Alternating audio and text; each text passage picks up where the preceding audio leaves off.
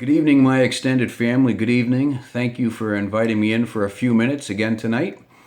It is Wednesday, June 3rd, 2020. I hope you all had a good night's sleep last night. I hope that you all know that each one of you are wonderful and cared for by more people than you could ever imagine.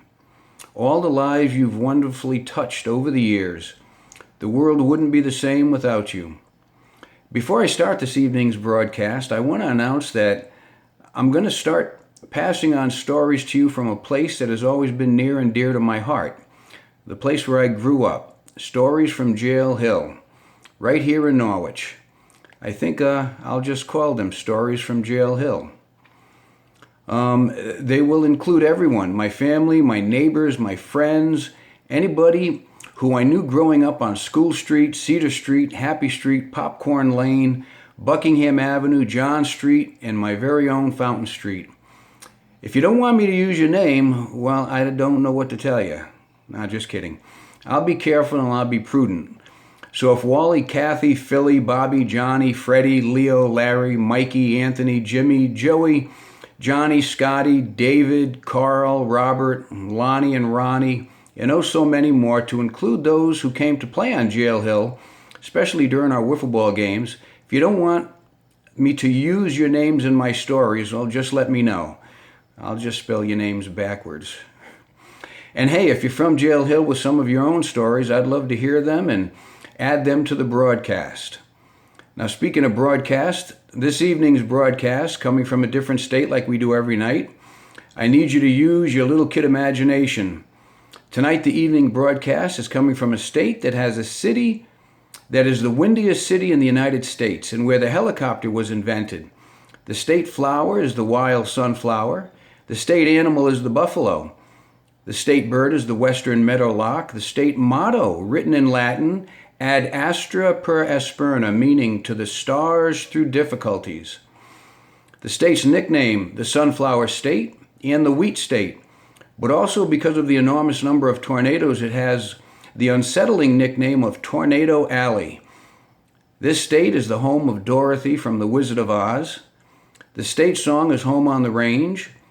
If you're looking for the center of the United States, of the 48 contiguous United States, so that doesn't include Alaska or Hawaii, if you want the center of the contiguous United States, you'll find it here in this state. The state bug is the honeybee. It's against the law to sing the alphabet song in public at night.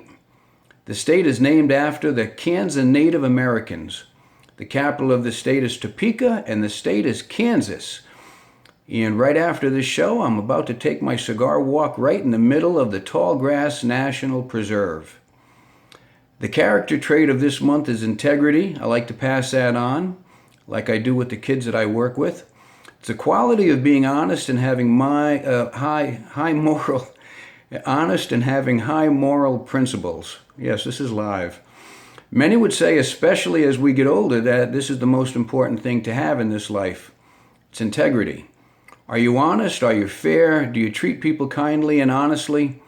If you do, then you have integrity, and that's a good thing. I've heard this also called having good moral fiber.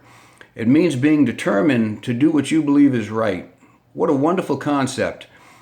Let's start with our loved ones right here at home, our friends, people at work, and then extend it to the whole world, everyone you meet, no person excluded, not one.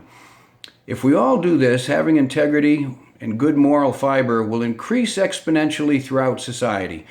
Don't think for a second that our society is not moving. It is. It has to. Our society has been moving since it began. It moves in a healthy direction when people of this good moral fiber get involved.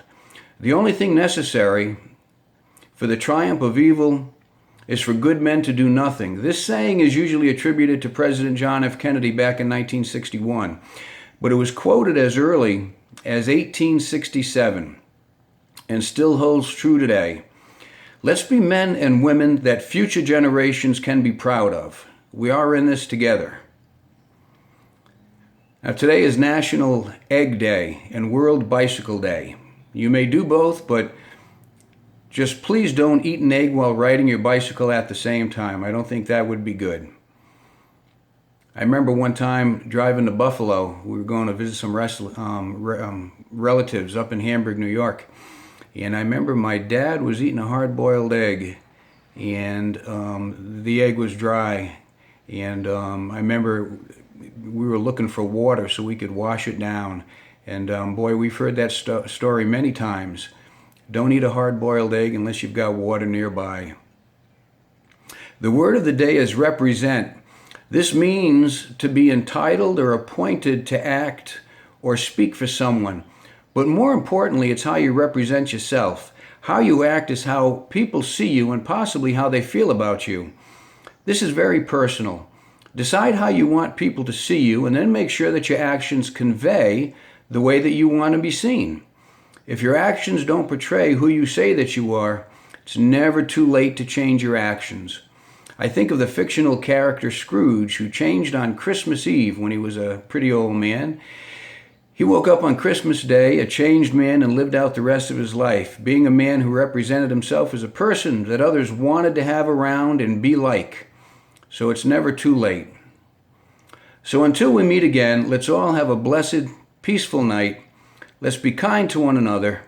You truly are quite special. And again, the world would not be the same without you. The world, and especially the people right around you, need you. And that's a good thing. So God bless and have a good night.